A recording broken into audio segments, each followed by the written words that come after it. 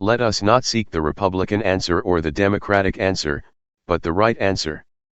Let us not seek to fix the blame for the past. Let us accept our own responsibility for the future.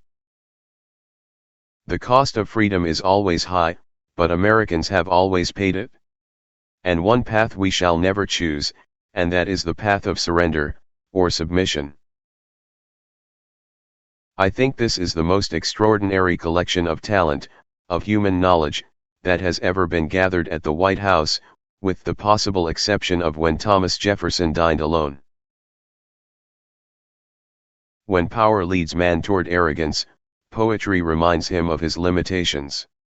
When power narrows the area of man's concern, poetry reminds him of the richness and diversity of existence. When power corrupts, poetry cleanses. Tolerance implies no lack of commitment to one's own beliefs. Rather, it condemns the oppression or persecution of others. The problems of the world cannot possibly be solved by skeptics or cynics whose horizons are limited by the obvious realities. We need men who can dream of things that never were. Let every nation know, whether it wishes us well or ill, that we shall pay any price, bear any burden, meet any hardship, support any friend, oppose any foe to assure the survival and the success of liberty. Our problems are man-made, therefore they may be solved by man. And man can be as big as he wants. No problem of human destiny is beyond human beings. The great enemy of the truth is very often not the lie, deliberate, contrived and dishonest, but the myth, persistent, persuasive and unrealistic. Let both sides seek to invoke the wonders of science instead of its terrors. Together let us explore the stars, conquer the deserts, eradicate disease, tap the ocean depths, and encourage the arts.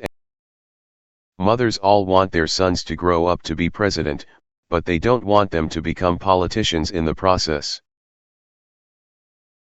I just received the following wire from my generous daddy: "Dear Jack, don't buy a single vote more than is necessary. I'll be damned if I'm going to pay for a landslide." We are not afraid to entrust the American people with unpleasant facts, foreign ideas, alien philosophies, and competitive values. For a nation that is afraid to let its people judge the truth and falsehood in an open market is a nation that is afraid of its people.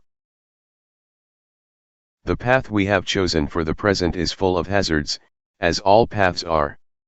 The cost of freedom is always high, but Americans have always paid it. And one path we shall never choose, and that is the path of surrender, or submission. A nation which has forgotten the quality of courage which in the past has been brought to public life is not as likely to insist upon or regard that quality in its chosen leaders today, and in fact we have forgotten.